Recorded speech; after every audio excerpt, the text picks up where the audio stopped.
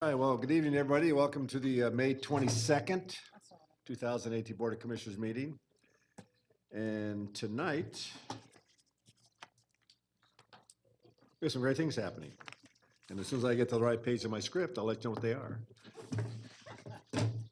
Millie. Okay, tonight we have, already spoke with Pastor Bill Ross from the Chestnut Ridge Christian Church of Marietta. He'll lead us in invocation, and then Officer Ott will lead us in the Pledge of Allegiance. So with that, if those are willing and able, please stand. May we pray? O Creator and Sustainer of all, guide and bless tonight's meeting, that our commissioners may think calmly and carefully, that they might decide wisely and well for all our neighbors and our county. Bless the mingling of minds and personalities here among all of us gathered. Be with the clash and provocative thought and expression that is shared. And be within the great variety of talents, viewpoints, and understandings and opinions that are shared here. Allow the actions of tonight's meeting to echo your goodwill for all humanity. And help us always to make your concerns our concerns, so that we might join you in your divine work for the betterment of all our county citizens and everyone who is touched by your grace. This we pray in your divine presence. Amen. Amen. I pledge allegiance to the flag of the United States of America and to the republic for which it stands, one nation, under God, indivisible, with liberty and justice for all. Thank you, Officer. Thank you, Pastor.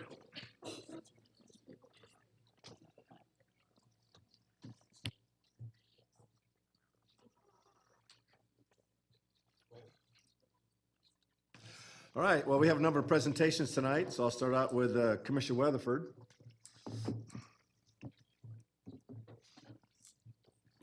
All right.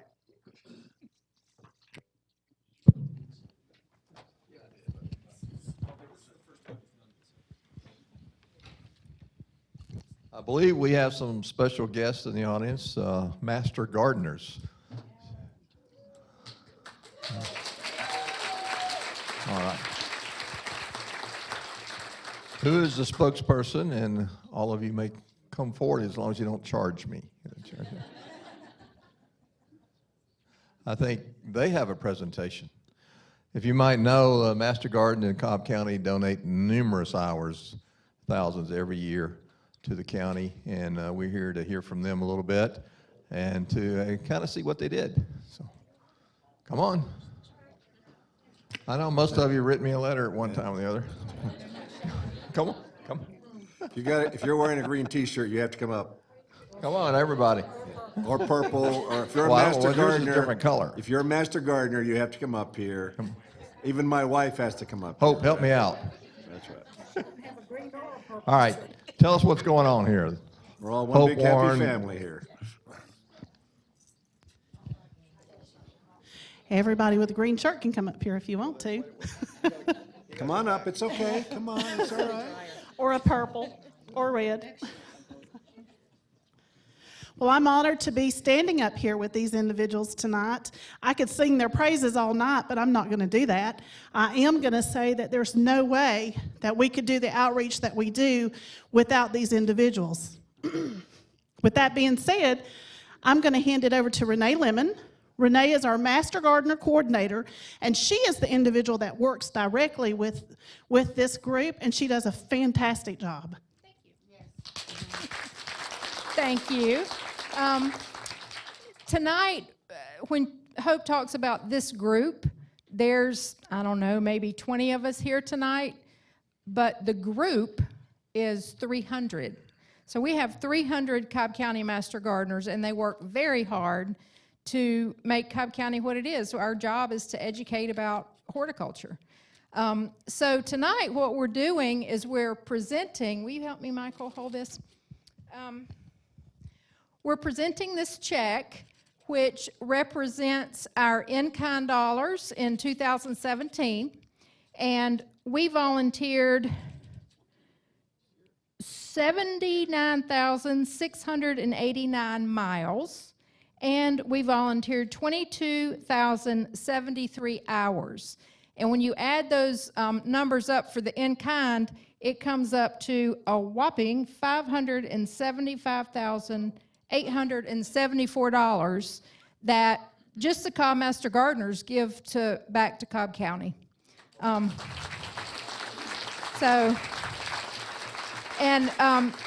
top of this is just our volunteer time and miles, but because we have a group that's able to do fundraising and write grants through our nonprofit, we generate about $80,000 a year that directly rotates right back into our community through education and funding the projects.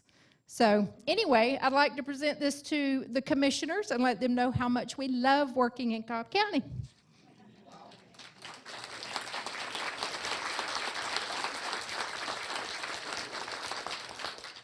Why don't you tell us a little bit about what you do? Well, we don't always look like this. Somebody said to me a minute ago, I didn't know you had long hair, or I didn't recognize you. You don't smell like bug spray and have a hat on, which actually my job is administrative, so I am in the office a lot.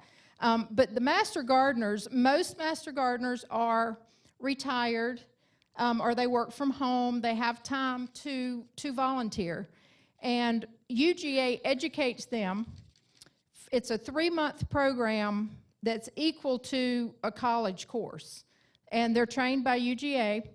And after that, they have to volunteer a certain amount of hours every year. The first year is 50 hours, and after that, it's 25 hours a year. But there are some master gardeners that volunteer 25 hours a year. But there are some that volunteer 582 hours a year. Becky Blades went through the Master Gardener program in 1979, the very first year that they offered the Master Gardener training in the state of Georgia. And when her husband retired, Jerry, he went through the program. So we have several couples. Some couples play golf together, some couples garden together. So anyway, we love what we do. And we love doing it in Cobb County. Thank you. You're welcome. Thank you. Great job. All right, let's gather around and let's get a picture together. Any master gardeners in the... Anybody left? Any more green shirts? Purple, red? Anybody with a tie on?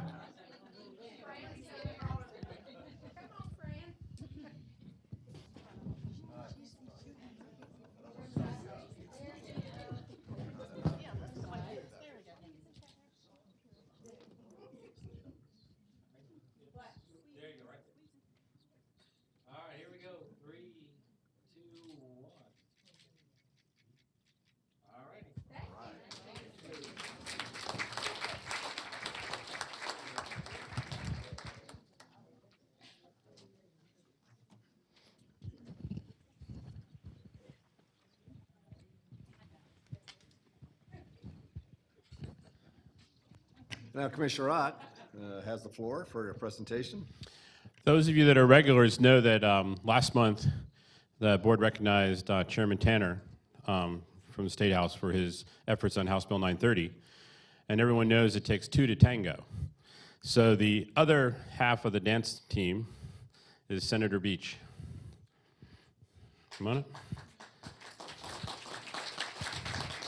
Because we all know nothing happens down under the Gold Dome without it going through both the House and the Senate.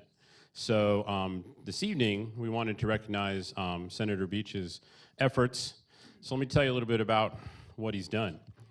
So whereas State Senator Brandon Beach has dedicated countless time and effort on House Bill 930, which allows 13 metro counties to raise hundreds of millions of dollars for needed transit expansion and services, the bill also proposes the creation of a new board to oversee transit funding and construction across the region.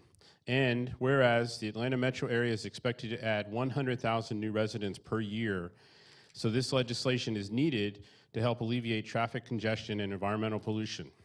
Senator Beach sponsored House Bill 930 in the Senate, noting that it would improve coordination among transit agencies across the region and upgrade the system for riders. The bill would authorize countywide transit tax referendums so the voter's choice in each community is honored. And whereas, with a heart for solving transportation issues in our region, Senator Beach was appointed by Governor Sonny Perdue to the board of the Georgia Regional Transportation Authority in 2001. In 2008, he was elected to the Georgia Department of Transportation Board. That same year, Senator Beach was selected to chair Greta's Land Development Committee. In this role, he is responsible for leading the review of every significant development brought before the 16-county area that Greta serves. And whereas Senator Beach was elected to the state senate in 2013, representing portions of Cherokee and Fulton counties, he is chairman of the Transportation Committee and a member of the Economic Development, Higher Education, and Science and Technology Committees. He also serves as president and CEO of the Greater North Fulton Chamber of Commerce and chairman of the Public-Private Partnership Committee. Under his leadership, the P3 Committee has acquired key local transportation projects approved for his district. Now, therefore, we, the Cobb County Board of Commissioners, do hereby honor the extensive public service of Senator Brandon Beach and thank him for his tireless efforts to ensure Metro Atlanta stays a world-class region by having an efficient and cohesive transit system. We appreciate the tremendous time, effort, collaboration, and commitment to House Bill 930 on behalf of Cobb County. Signed this 22nd day of May by the board.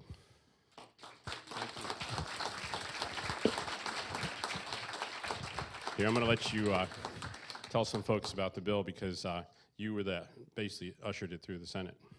Well, first off, thank you, Commissioner Ott, and thank you for all your hard work, and Chairman Boyce and the entire county commission. We could not have done the South Cobb portion without y'all's input, so thank you very much. I will tell you that, as I told, and Commissioner Boyce was there when the governor signed the bill, motherhood and apple pie can be tough to pass down at the legislature, and when you try to pass a heavy lift like a regional transit bill, it takes all hands on deck, and we couldn't have done it without you and your help and the entire commission. I will just tell you, I did this because I was on the DOT board, and 8 years ago I got involved in transit, and I saw that Keith Parker was going on economic development missions with the governor, and I saw it was about economic development and quality of life. So what I did when I got in the Senate, I asked to chair a study committee on transit. And I don't know if any of y'all remember this, but I came to Cobb County and I got on a bus at Kennesaw State and I tried to go to the Gwinnett Arena, 38 miles, and it took me 4 hours and 10 minutes. I could have flown to LA faster. But well, with a good pilot, I definitely could have. But what I learned on that trip was that each system was great by itself. Cobb was great, MARTA was great, and so was Gwinnett. But when you tried to cross jurisdictional lines, it was tough. You had to go to 3 different websites, Cobb, CCT, MARTA, and Gwinnett to plan your trip. And you had to pay 3 different methods of payment, cash, and you had to buy a Breeze card and cash. And we were never going to have a seamless, efficient, clean, and most of all, safe system if we didn't come together and bring a true system together. And that's what House Bill 930 does. It provides, and it doesn't force any county in. It's all voluntary, and then it's up to you, to the voters, to decide if you want to be involved in the ATL. But it provides the framework so that you'll be able to get on transit at Marietta Square and get down to the 191 building in a seamless, efficient, clean, and most of all, safe manner. So that's what this does. Again, it doesn't force anybody into it. But I do think if we're ever going to be a world-class region, we cannot have a fragmented system that doesn't talk to each other. And that's why I did what I did and worked as hard as we did. But again, it was you guys that provided the background work with your Cobb legislators, and thank you very much, and look forward to seeing what y'all do with it. And I think it's going to be. So thank you very much. Appreciate y'all. And one last thing, if you're wondering where the ATL came from, and this was purely Brandon's, the idea was you fly into the ATL, which is the identifier for the airport, jump on the ATL to go into ATL. Right. So, yeah, that will happen by 2023. It's in the bill that everything will be rebranded. So you'll fly into ATL, get on an ATL train, ATL bus, ATL Express bus, ATL Light Rail. Everything will be branded to ATL. There'll be one website, one form of payment, and it'll be a seamless, efficient system. Thank you all. Thank you. Thank you.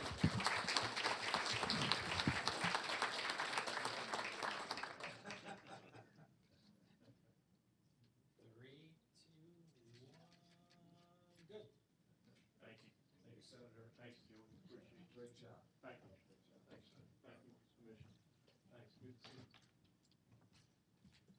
And Senator Beach truly was the lone voice in the wilderness for a number of years. So what he did was no small achievement. So congratulations to you. Commissioner Burrow.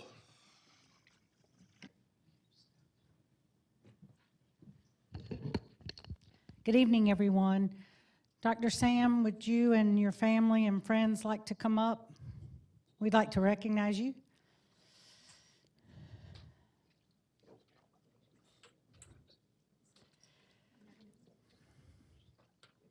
Oh, you've got a great following here.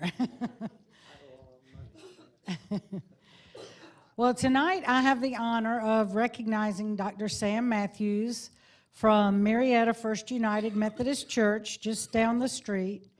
And most of you probably know him well and have heard his sermons for many years at Marietta First United Methodist.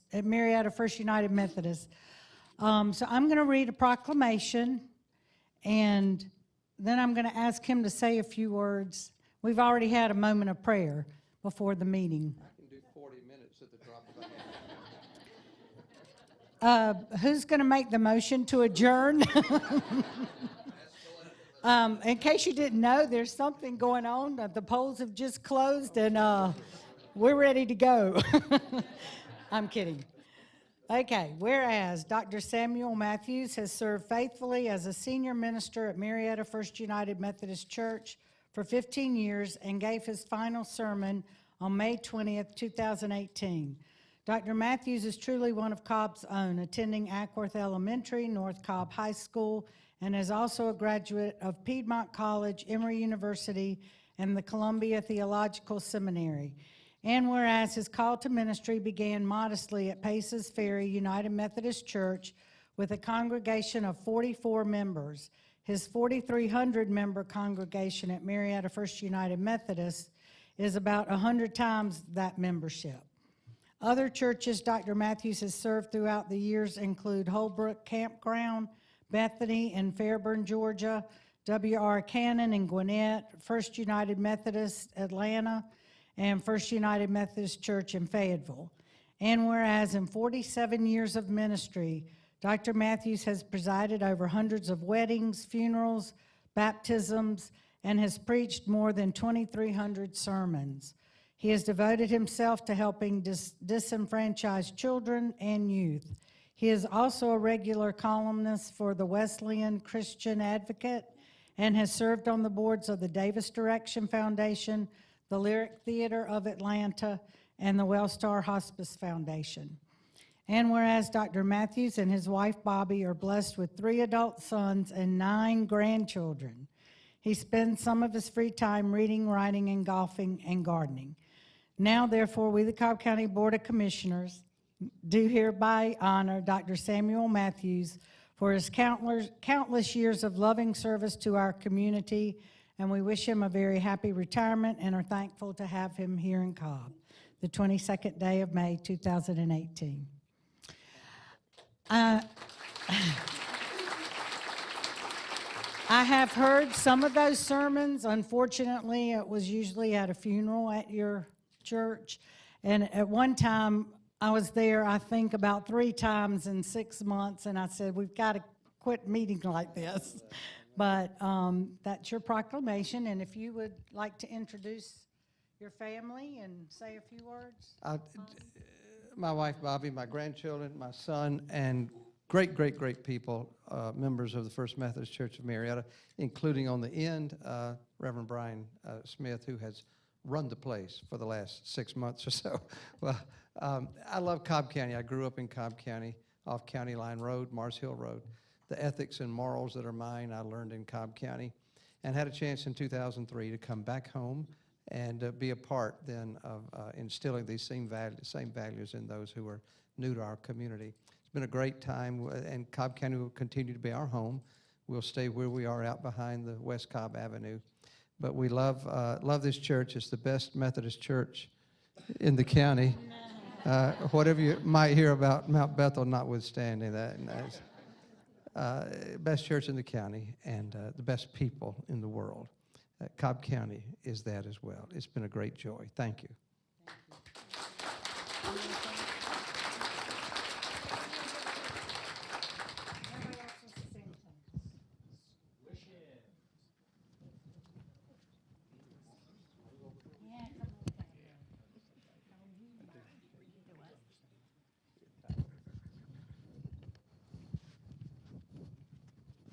All right, got y'all in. 3, 2, 1. Good smile. Happy retirement. God bless you, sir. Commissioner. It's good to see you. Oh, you are on TV, Bill?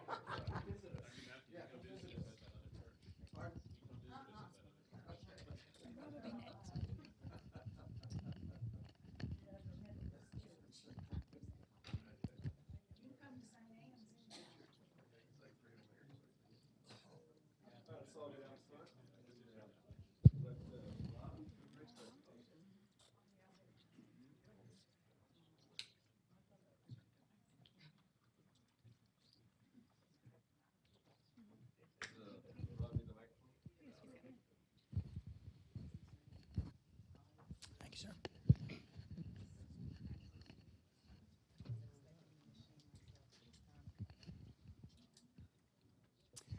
Good evening. I'm going to ask our Excel co-presidents to come up and assist me. Briefly, before we get started, we have an organization that is the alumni group of a program that develops management candidates and management position personnel. It's a year-long class. It's taught by the University of Georgia's Carl Vinson Institute of Government. The graduates, actually, I'm a graduate of the 1992 class, and excuse me, part of the best part of the program is after you actually finish, there is an alumni association that is very, very active and promotes educational opportunities as well as opportunities to reach out and kind of collaborate with other departments. Very briefly, I'm going to ask Mandy to please kind of introduce our nominees tonight and the purpose of our award. Mike, you want to come? Mike has a brief introduction for us. Sure, thank you. Welcome, everyone, Mr. Chairman, Commissioners, County Manager, distinguished guests, fellow Excel alumni. Before we introduce the nominees, I'd like to tell you a little bit about Martha Logue. Martha earned her degree in business from Kennesaw State University, and in 1983, she took the Certified Public Accounting exam, achieving the highest score on the test in the state of Georgia. In 1984, Martha joined Cobb County in the Internal Audit Department as a senior auditor and was quickly promoted to the position of Project Accounting Supervisor as a result of her talents and leadership. Martha's contributions played an important part in the county's transportation road improvement study that led to the passage of the county's first road improvement sales tax in 1985. Following up on those efforts, she developed Cobb County's first comprehensive annual financial report, an accomplishment earning the honor of Government Finance Officers Association Award for Excellence in Financial Reporting. Her outstanding communication skills, matched with her ability to foster a team atmosphere, helped her to excel in her role as the county's Assistant Comptroller. Her leadership skills, problem-solving abilities, management style, professionalism, commitment to excellence, and high ethical standards provide the basis for the prestigious Martha Logue Excellence in Leadership Award. And at this time, I would like to turn it over to Ms. Mandy Elliott to introduce our nominees. As I introduce the nominees, please come forward. Judy Humphreys, County Manager's Office.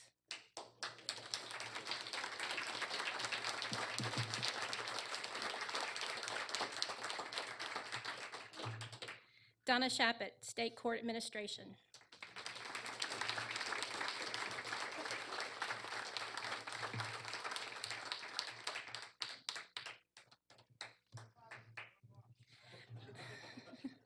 We want to take a moment to thank all the family members who've attended and appreciate you coming to support your family.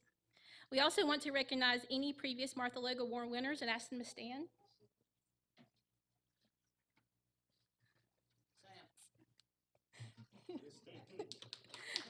Thank you. Both of this year's nominees have proved to be dedicated employees, ensuring the smooth running of Cobb County government through excellent management, organization, and problem-solving skills. Now let me tell you a little bit about this year's winner. There are different leadership styles, but the goals are always the same: to provide direction, implement plans, and motivate people. Our winner has accomplished these goals in a quiet manner through her tireless dedication in supporting not only her direct supervisor, but all staff members. She has proven her leadership in coordinating events such as the Martin Luther King Day celebration and the Cobb County Annual Veterans Day program.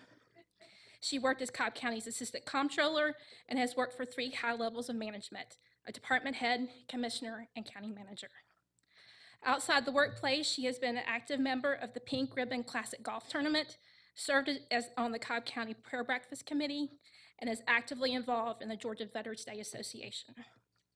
She is retiring this year after 29 years of outstanding service to Cobb County.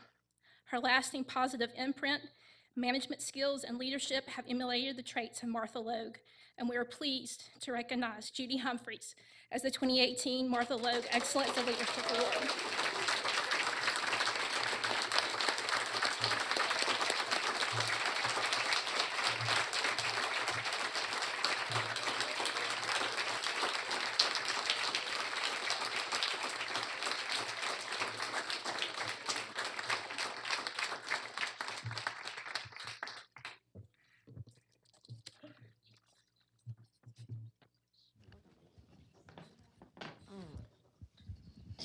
Bailey, would you like to come on up also? Oh, precious boy. I want to thank the Excel Alumni Association for this award. I had the privilege of working with Martha, and she's very special. So this really touches my heart. But I want to do something really special. I want to thank the Veterans Program Committee. For Excel, we have done this program for years now, and I just want to give them a shout out. They're really the team behind it all, and I just want to tell them thank you so much. One thing Judge Prodger said, he said, I don't want either one of you just to get it, I want you both to get it. So I'd like to share it with Donna too. Thank you, guys.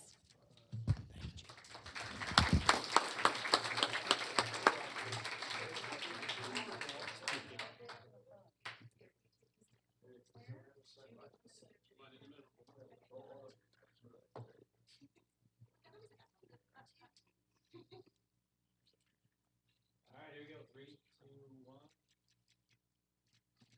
You want to do the Stanley Cup thing?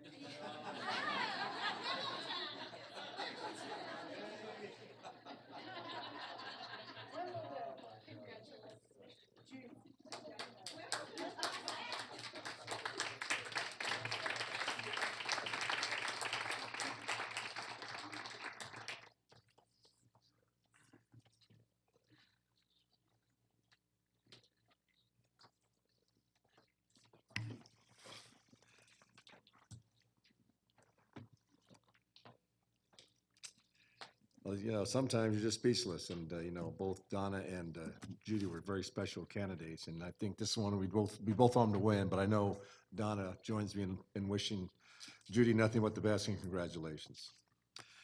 So that, before we get into our agenda tonight,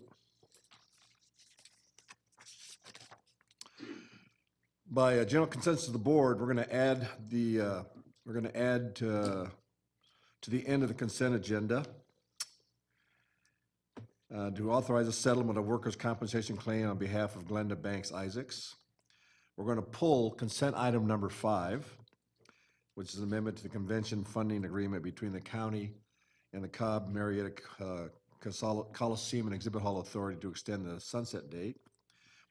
We're going to pull transportation regular agenda number 27, which is a real property agreement with GDOT for the Big Shanty sidewalks.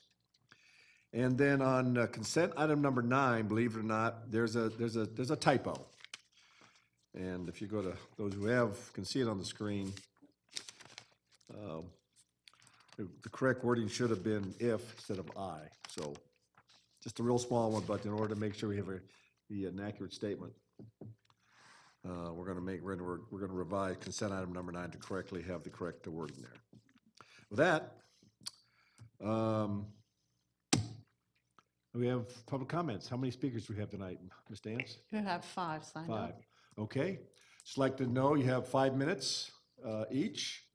Please, when you come up to the podium, let us know who you are and where you live. And then we'd like to hear comments. The first speaker is Eric Beckman, if you've come forward. Beckham, sorry.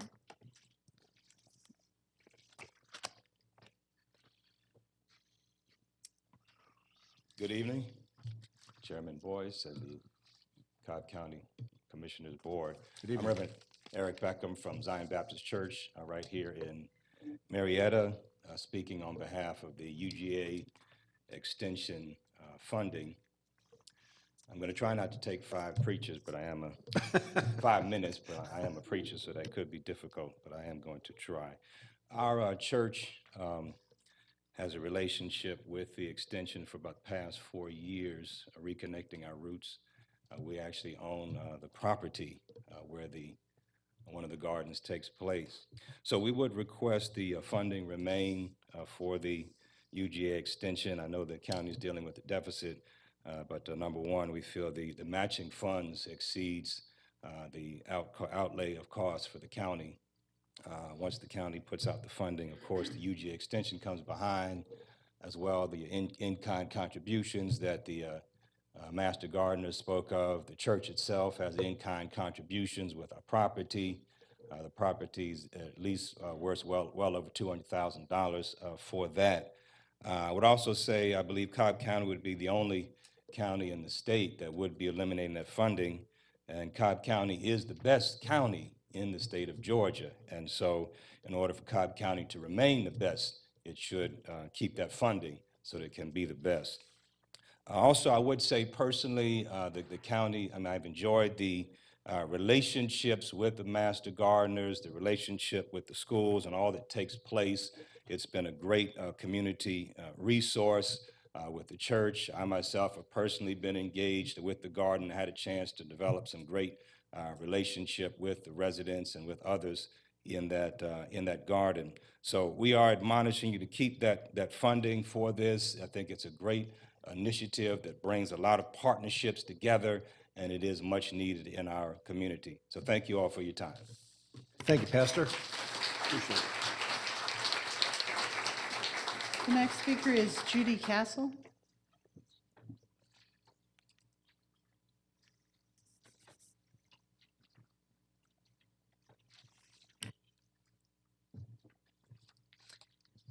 Good evening, ladies and gentlemen. My name is Judy Castle, and I'm here to ask you to continue funding the Master Gardener Program and the Extension Office. I have been a resident of Cobb County since 1982. In 1986, I built a house in West Cobb, District 1, where I still reside.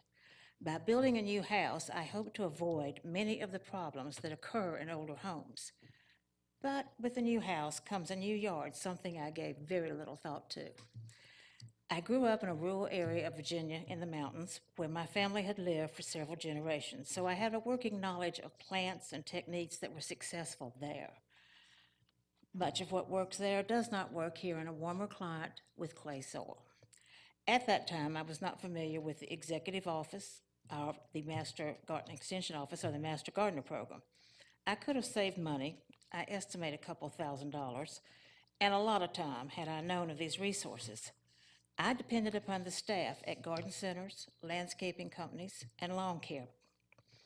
While there are staff working at those places who are very well informed, it is important to remember that their function is to sell plants and services. That means there is a built-in bias. Here are the results of several suggestions that I received from some of these sources. I planted a river birch tree just a few feet from my house. It was sold as a shade tree, and it certainly is. But it is far too close to my house and will have to be cut down at some point. Another example is the Japanese maple that I planted in a small space next to my front door. The staff assured me that it would grow about an inch a year. Since it was only 3 feet tall at that time, I thought this would be the perfect tree for that spot. 30 years later, it is not 6 feet tall. It is closer to 25 feet tall and is well over the top of my roof. Removing that tree will be an expensive project. One final example. Azaleas are beautiful here, so I planted 12 of them, thinking I would have a beautiful garden the next spring. 1 year later, I had 2 azaleas. I think you kind of understand why. I was very discouraged. I dig a hole, I put a plant in it, and a few months later, I take the plant out and throw it away because it's dead. Clearly, I needed better and more accurate information, which is available through the Extension Office. Now for some good news. Once I started talking to the Extension's office and to Master Gardeners, I have had some success stories. The Master Gardeners have an annual spring plant sale consisting of plants that tolerate the weather and soil conditions here. Irises are particular about where they want to be. But I have a lovely row of irises which started with 12 plants that I got from the Master Gardener plant sale. I've always loved lilacs, but the ones in my home in Virginia will not tolerate the weather here. Thanks to a Master Gardener, I have a beautiful lilac growing happily in my backyard that tolerates our weather and our soil. This year I have finally given in and put in a new yard, this time with Bermuda, which is happier in this climate than the fescue varieties. Master Gardeners had recommended this several times, so I finally listened. I think these examples make the point that my success can be attributed to the Extension Office service. The information is accurate, reliable, and current. As a retired librarian, I want to say how important it is that anyone conducting research on gardening, or actually any topic, should be aware of several issues. The source of the information must be evaluated in terms of the focus of the research. Who wrote it? Why was it written? Who was the publisher? Are all sides of the topic presented, or is only one aspect of the subject discussed? Does it appear that some facts are omitted? Is the information current? And then there is the internet, probably the favorite research tool of many. Same questions apply to the internet, just like print sources. Knowing the bias can often be the difference between success and failure. Cobb County residents need access to good, accurate, unbiased information that the Extension Office provides. And I think my experience illustrates that. Thank you for listening. Very much.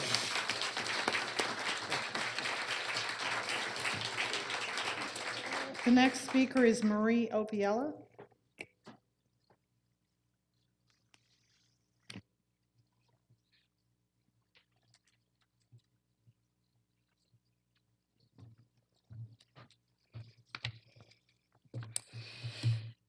Good evening, Chairman Boyce and Commissioners. I'd like to take a moment to thank all of you for allowing me to take part in this evening's meeting and voice my concerns, excuse me, about the intended closing of the Cobb County Extension Office. My name is Marie Opiella, and I'm the rehab manager at Wellstar Cobb Hospital. I also live in Cobb County in District 4, and my commissioner is Lisa Cupid. I've lived there for approximately 15 years, so been there a long time. So basically, the closing of this office would be a twofold for me, both personally and professionally. Sorry. Take your time. Thank you. 7 years ago, when I started working at Cobb, and I was in my interview, I was told that they had a garden program at the hospital. And I was really curious about that because I had never been to a hospital that actually had a garden for its patients. But it was really intriguing to me, and as an occupational therapist, which is my primary job, the greatest focus is to increase the person's functional abilities and improve independence. The idea of a treatment that can actually be functional and outside and something that a person can do every day was just wonderful. So Becky can tell you, by no means am I a gardener. If you want a plant killed, just give it to me while you're on vacation, and it will no longer exist.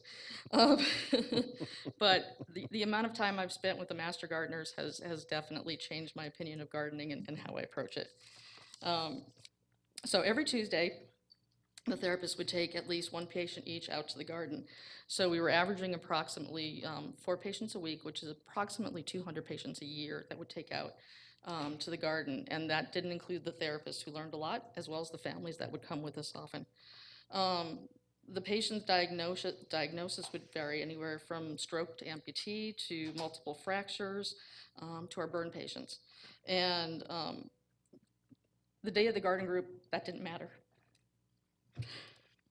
This is something very passionate for me. So thank you, and I'm sorry. Our patients would go out there and realize that their deficits didn't matter. Basically, Becky, Faye, and Sharon, who were our gardeners at the time, taught us about plants, what to plant next to each other, what kind of fertilizer to use, and one was very specifically very happy with chicken poop.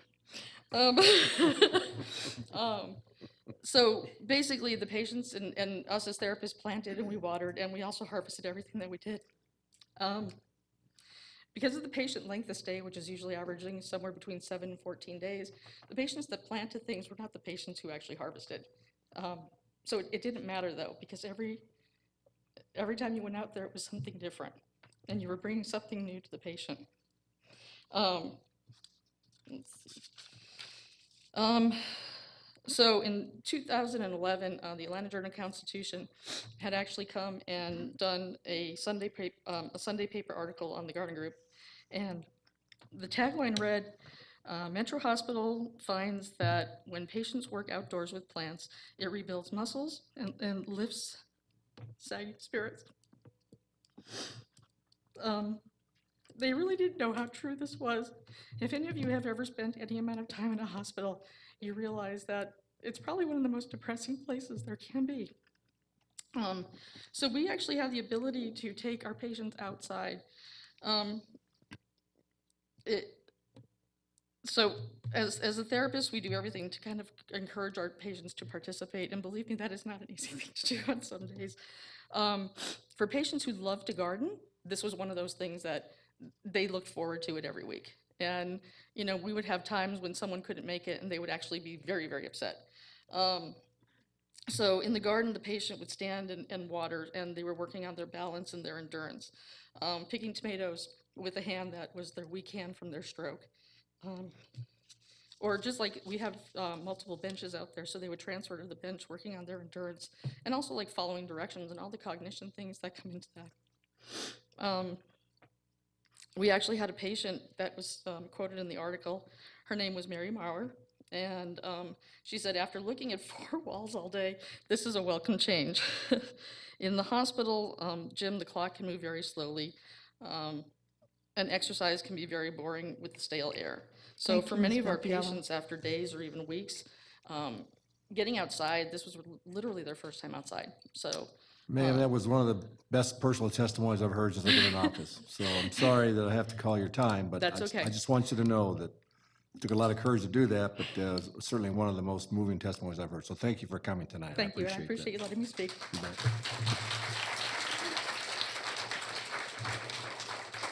The next speaker is Emma Bayer.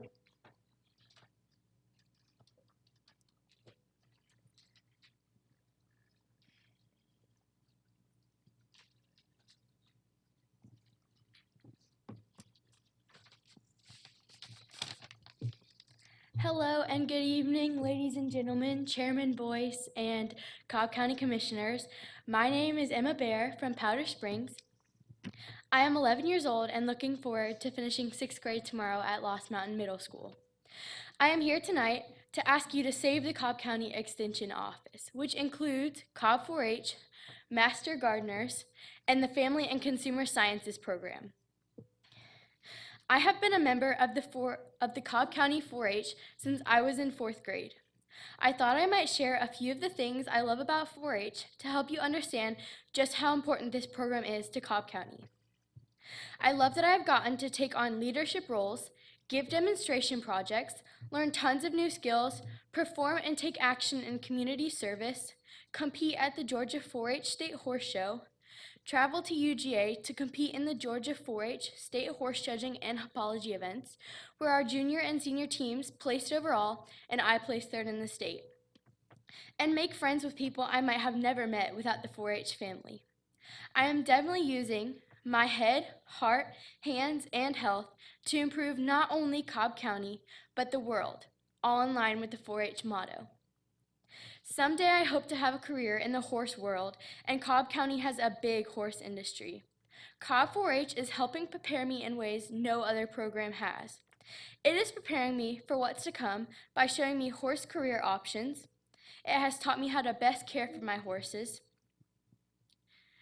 It has shown me how to plan and run horse shows properly. It is expanding my skills as a leader, and it has taught me about all things horse.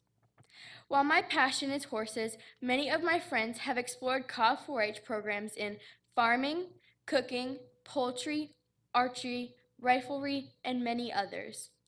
While we are all working to make the best better, we need your support. Please continue helping us grow as future leaders of Cobb County. Vote to keep the Cobb Extension Office and all its programs funded. Thank you for listening and caring about the future of Cobb County. And thank you for coming tonight, young lady. Great job.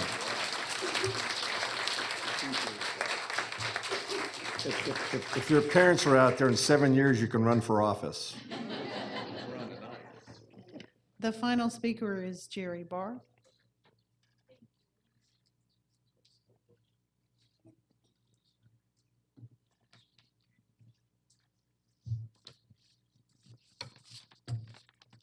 Good evening, Chairman, Commissioners, County Manager. I'm Jerry Barr, and I live in Smyrna, and I'm here to speak to Cooperative Extension and the Master Gardeners Program and the Plant a Row for the Hungry program.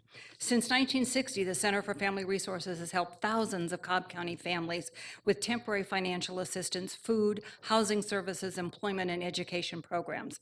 This furthers our commitment to break the cycle of poverty by helping families acquire the resources they need to become independent and self-sufficient. To gain these necessary services, the center partners with other organizations like the Master Gardeners Plant a Row for the Hungry program for the past 19 years. For at least 3 seasons every year, the Plant a Row for the Hungry program has provided fresh, organic vegetables for our families and produce for our food pantry. As the community recipient through this program, the center receives produce weekly, which is planted, grown, and harvested by the Master Gardeners. Then we weigh it, and we clean it, and we bag it, and we give it to families who come to the center needing emergency food. Because of the diligence of the Master Gardeners, families in need receive more than the bread and canned goods that are found in most food pantries. They actually receive fresh, organic produce grown here locally. In 2017, we received 1,300 pounds of fresh, organic produce for those families that we served through our food pantry. And we fed 1,200 families. That would be 3,300 people, and of that, 1,600 children are getting fresh vegetables. We also have 3 Master Gardeners who volunteer 3 hours every Wednesday afternoon in the food pantry, putting together baskets and restocking the shelves. We believe our collaboration with the Master Gardeners Plant a Row for the Hungry program is efficient and cost-effective for the community to address the concerns regarding food insecurity here in Cobb County. And we thank you for considering maintaining the Cobb Extension Office. Thank you, Mrs. Barr. That was very informative. Thank you. All right. Is that the last of the speakers, Deborah? Okay. So that, let's go to the consent agenda. And make a motion to accept the consent agenda as revised. We have a second, any discussion? Call the question. Passes 5-0. Okay, now onto the regular agenda, and start out with Ms. Parrish. Good evening, Chairman, Commissioners. We have 14 items to present to you for consideration this afternoon. The first item is we request that the Board of Commissioners determine that circumstances are such that it's necessary to proceed with condemnation proceedings by declaration of taking under OCGA 32-3-4, authorize the commencement of condemnation proceedings on 2 parcels on Old 41 Highway, Main Street, and adopt resolution and orders in form substantially similar to the attached and as approved by the County Attorney's Office, and further authorize the chairman to execute the necessary documents. Commissioner Weatherford. Motion to approve is presented, sir. Second. You have a second, any discussion? Call the question. Passes 5-0. Okay, thank you, sir. Our next item is to request that the Board of Commissioners approve change order number 1 final to the contract with Glosson Enterprises LLC, a savings to the project in the amount of $123,073.36 for pedestrian and bicycle improvements of Floyd Road Trail Phase 2, and approve a contract time extension through May 30th, 2018, and authorize the chairman to execute the necessary documents. I'm sorry, Commissioner Cupid. So moved. Second. We have a second, any discussion? Call the question. Passes 5-0. Okay. Our next item we would like to request that the Board of Commissioners approve change order number 1 final to the contract with Baldwin Paving Company, Inc., a savings to the project in the amount of $67,393.81 for school zone improvements on Sandy Plains Road at Davis Road, Mountain View Elementary School, and approve a no-cost time extension through May 30th, 2018, and authorize the chairman to execute the necessary documents. Commissioner Burrow. Motion to approve. You have a second, any discussion? Call the question. Passes 5-0. Okay, thank you, sir. Our next item is to request the Board of Commissioners approve change order number 1 final to resurfacing contract 2016-2 Local Road South with Stewart Brothers, Inc. for the resurfacing of county-maintained streets, a saving to the project in the amount of $801,950.21, and approve a contract time extension through May 30th, 2018, and authorize the chairman to execute the necessary documents. Commissioner Cupid. So moved. Second. Second, any discussion? Call the question. Passes 5-0. Okay. Our next item, we would like to request the Board of Commissioners approve change order number 1 to the contract with Baldwin Paving Company, Inc., a no-cost time extension through July 31st, 2018 for I-75 at Wade Green Road diverging Diamond Interchange, and further authorize the chairman to execute the necessary documents. Commissioner Burrow. Motion to approve. Second, any discussion? Call the question. Passes 5-0. Okay, thank you, sir. Our next item, we would like to request the Board of Commissioners approve change order number 1 to the contract with CMES, Inc., a no-cost time extension through July 31st, 2018 for thoroughfare improvements on Interstate North Parkway and Interstate North Circle, and authorize the chairman to execute the necessary documents. Commissioner Ott. Motion to approve. Second. We have a second. Any discussion? Call the question. Passes 5-0. Okay, thank you. Our next item, we would like to request the Board of Commissioners approve a contract modification number 1 to the construction agreement with the Georgia Department of Transportation, a no-cost time extension through October 31st, 2018 for US 41 Cobb Parkway at Windy Hill Road intersection improvements and queue jumper lanes, and authorize the chairman to execute the necessary documents. Commissioner Ott. Motion to approve. Second. We have a second. Any discussion? Call the question. Passes 5-0. Okay, thank you. Our next item, we would like to request that the Board of Commissioners approve change order number 1 to the contract with Baldwin Paving Company, Inc., a no-cost time extension through September 30th, 2018 for US 41 Cobb Parkway at Windy Hill Road intersection improvements and queue jumper lanes, and authorize the chairman to execute the necessary documents. Commissioner Ott. Motion to approve. Second. Second, any discussion? Call the question. Passes 5-0. Okay, thank you. Our next item, we would like to request the Board of Commissioners approve contract modification number 1 to the construction agreement with the Georgia Department of Transportation, a no-cost time extension through September 30th, 2018 for Cedar Crest Road, and authorize the chairman to execute the necessary documents. Commissioner Weatherford. Motion to approve. Second. You have a second? Any discussion? Call the question. Passes 5-0. Thank you. Our next item, we would like to request that the Board of Commissioners approve change order number 1 to the contract with Baldwin Paving Company, Inc., a no-cost time extension through July 30th, 2018 for thoroughfare improvements on Cedar Crest Road, and authorize the chairman to execute the necessary documents. Commissioner Weatherford. Motion to approve. Second. A second. Any discussion? Call the question. Sorry. Passes 5-0. Okay. Our next item, we would like to request the Board of Commissioners approve a supplemental agreement number 2 to the contract with Brassville Gorey LLC in an amount not to exceed $225,000 for construction of Windy Ridge Bridge Parkway pedestrian improvements, and approve a contract time extension through September 30th, 2018, and authorize the chairman to execute the necessary documents. Commissioner Ott. Thank you, Mr. Chairman. I make a motion to approve, and I just want to make a comment that this is a safety issue requested jointly by Public Safety and DOT.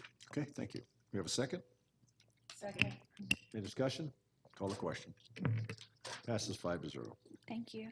Our next item is to request the Board of Commissioners approve a developer's memorandum of agreement with Pulte Home Company, LLC, for construction modifications on Brookview Road at Terrell Mill Road, project number X2315, and authorize the acceptance of a developer contribution in the amount of $10,000, and authorize the corresponding budget transactions, and further authorize the chairman to execute the necessary documents.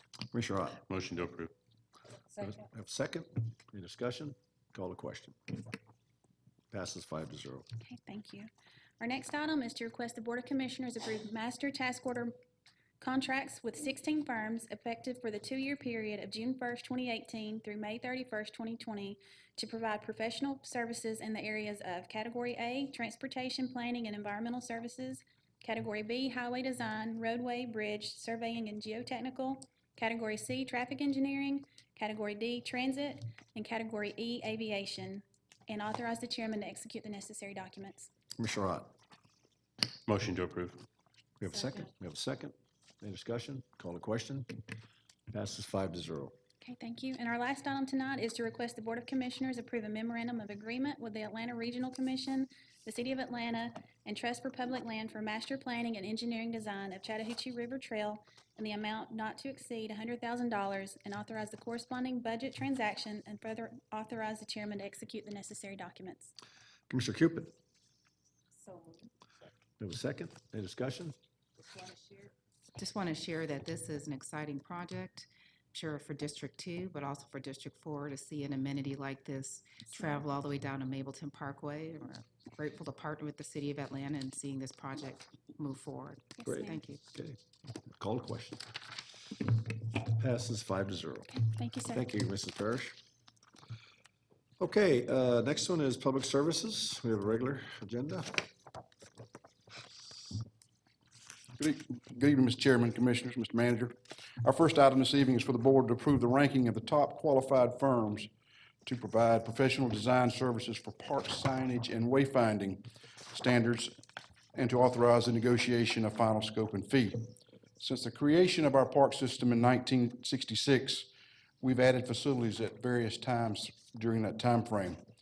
Currently, we have at least 8 different park name signage out on the roads throughout our county, and even more variations of the internal signage in our park system. Park visitors would greatly benefit from a consistent park signage and wayfinding program to help them arrive at the parks as well as navigate throughout the parks. After going through the approved procurement process, the following firms are being recommended. Number 1, Pond & Company. Number 2, Hunt Design. And number 3, Tunnel, Spangler, Walsh and Associates. Therefore, we ask the board to approve the ranking of the top qualified firms to provide professional design services for park signage and wayfinding standards, and authorize staff to negotiate final scope and fee with Pond & Company. If an agreement is not reached with the top-ranked firm, we ask that this authorization include negotiations with the second-ranked firm, and so on until an agreement is reached. Commissioner Weatherford. Motion to approve, sir. Second. We have a second. Any discussion? Call the question. Passes 5-0. Thank you. Our final item is for the board to approve a contract with Carithers Wallace Courtenay Incorporated for furniture required for the new Parks Administrative Office building currently under construction. The 2011 and the 2016 Parks Plus programs included the replacement of our Parks Admin Office Complex buildings on County Services Parkway. Construction began in December of 2017. It'll be ready for move-in this fall. The furniture from our old administrative building was over 30 years old, and we ran out of screws to keep them together. Therefore, this new furnishings will equip 44 workspaces, conference rooms, and meeting rooms in our new office building. Therefore, we ask the Board of Commissioners to approve a contract with Carithers, Wallace, and Courtenay Incorporated in an amount not to exceed $149,537.63 for furniture required in the new Parks Admin Office Building under the 2011 Parks Plus Program. Commissioner Weatherford. A motion approves. Have a second? Have a second? Although I'm wondering why some people are just too good to sit on the floor here at Cobb County. We're so old, we can't sit Indian style no more, Commissioner, I'm sorry.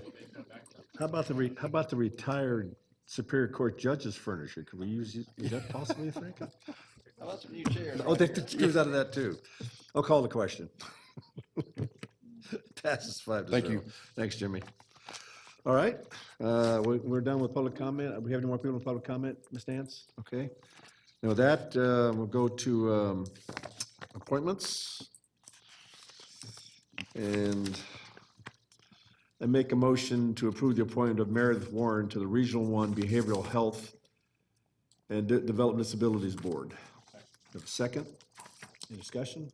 Call the question. Passes 5-0. And now we have some announcements. I'll start with my first one. I'm the first to make an announcement. We're going to announce the appointment of Andres Miller to the Keep Cobb Beautiful Board. Her term will expire on December 31st of 2020, and we gratefully appreciate the services of Gonnie Taylor, who should be replacing. Mr. Weatherford, you have the next one. I do. I'd like to announce the appointment of Reverend Tim Houston, who's also an alderman in the city of Ackworth, to the Neighborhood Safety Commission. Thank you. And with that, I think that's all the announcements. I know I'll start with public comment with Commissioner Rott. Thank you, Mr. Chairman. I just have two. The first one is I had the opportunity this morning to witness two police officers from Precinct 4 and a detective and then an investigator from the medical examiner's office deal with a suicide. I was incredibly proud of their professionalism and the compassion that they showed to the family. So I just want to give a shout out. It was a difficult situation for the family, and they did a tremendous job.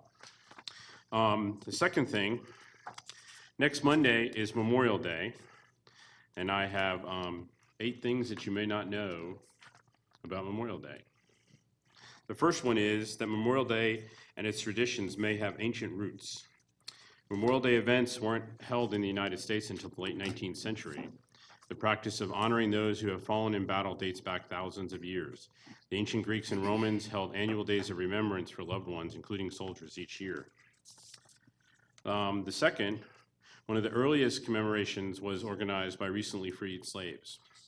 As the Civil War neared its end, thousands of Union soldiers held as prisoners of war were herded into a series of hastily assembled camps in Charleston, South Carolina.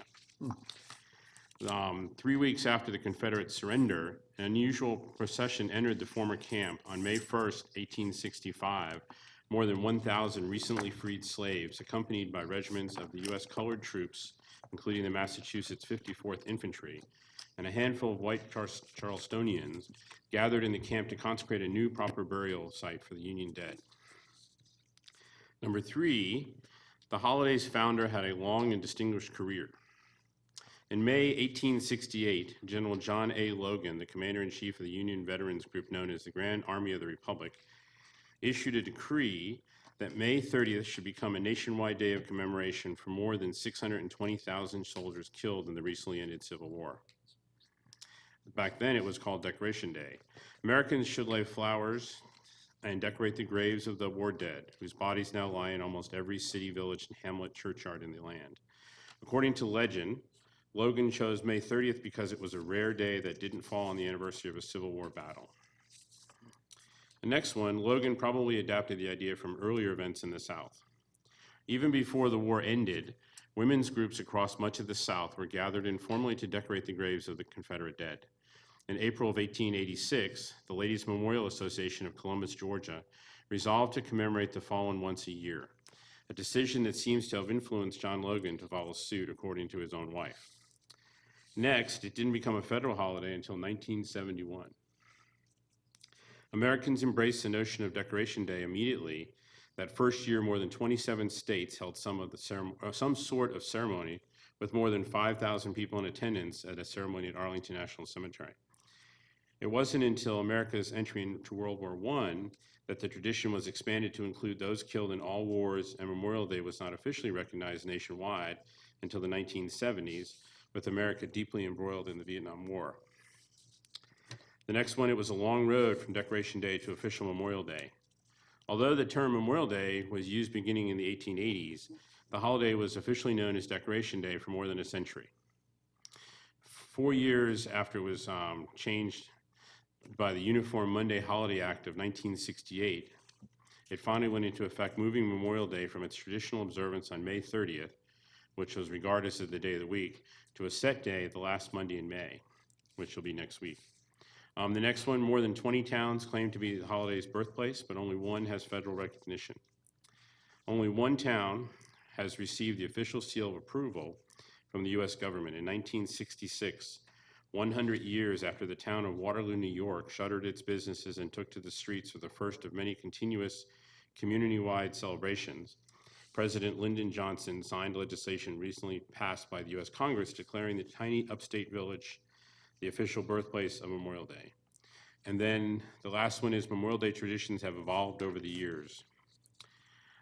There are some formal rituals still in the books. The American flag should be hung at half staff until noon on Memorial Day, then raised to the top of the staff. All Americans are encouraged to pause for a national moment of remembrance at 3 p.m. local time. And while its origins have little to do with fallen soldiers, the Indianapolis 500 has certainly become a Memorial Day tradition of its own. This year marks the 102nd time the race will run to coincide with the holiday. So on Monday, when we remember those who gave the ultimate sacrifice, just know that it's been done for quite a long time in many different ways. That's all I have. Commissioner Ott. Commissioner Burrow. Thank you, sir.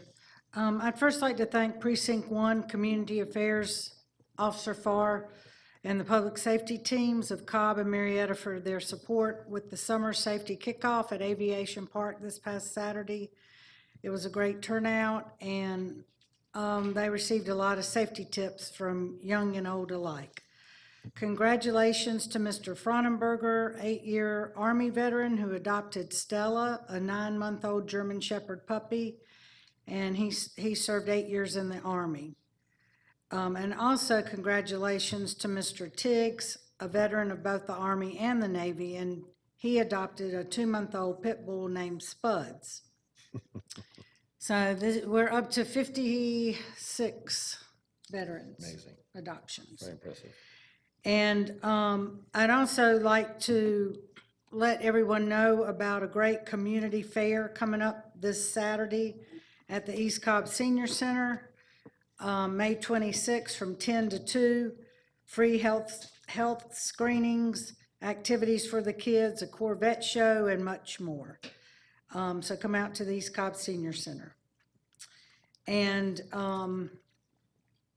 that's all my announcements for tonight, and if I may be Absolutely. excused, Absolutely. I'm adjourned. Thank you all. Thank you. You bet. Commissioner Rutherford. Thank you. I've got one announcement. This Thursday at 9 o'clock at Starbucks on 3622 Cobb Parkway in Ackworth, there's Coffee with Your Cops. Officer Farr, our Community Relations Officer, will be there meeting and greeting the public. Again, that's Thursday, 9 a.m. from 9 a.m. to 10:30 at Starbucks on Cobb Parkway in Ackworth. And to go along with Commissioner Ott's comments about Memorial Day, we need to remember the sacrifices that many have made so we can enjoy the privileges that we have today, one of which was to vote, and I hope all of you exercise that right that so many died for, to do that privilege. And I'm honored to be a small part of that this week and this day, and I would like to recognize those that are running. They truly have a servant's heart because you certainly don't do it for any other reason. So for all of those that are running, I wish them the best in all the races, not only here in Cobb, but throughout the state. Thank you, Commissioner. Commissioner Cupid. I underscore all the statements made with respect to those who've served our country and who've sacrificed their lives in serving. Also want to echo the sentiment that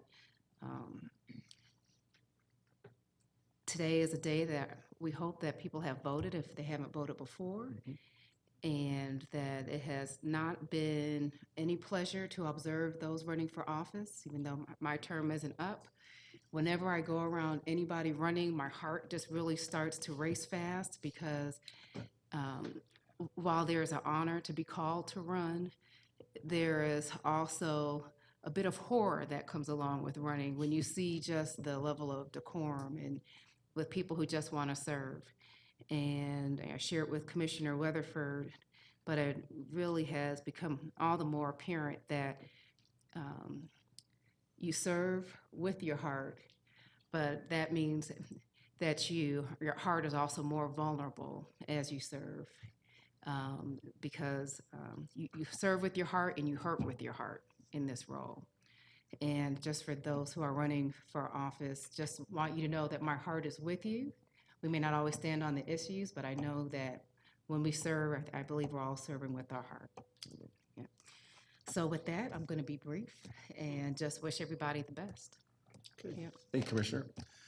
Just like to end, first of all, our Cobb County water system was selected by J.D. Powers as the third best water system in the southeast part of the United States. And that says a lot about Steve McCullers and his team. If you move up 2 places next year, Steve, I'll let you take Saturday and Sunday off. But congratulations to your team. And I know that you really mean that it was a team effort. And I'm just going to echo what the other commissioners said. I was talking to a Marine today that had the most unusual career, but the bottom line is, I said that, like Commissioner Cupid said, we may all stand on different issues sometimes, but those who run for office and serve in office, they've earned and demand my respect. And I said this many times, that it's an honor to serve on this board with these commissioners. They work hard, they make hard choices, but they're the beneficiaries of our forefathers and their thoughts as to what founding fathers wanted in this country, meaning free elections. And I can't echo the sentiments enough, Commissioner Weatherford. This is a right that can be taken from us if we aren't careful. And there are those people out there every day trying to fight for those rights to make sure that we can live in a free society. So with that, we're adjourned. Only 12 minutes after 8. Wow.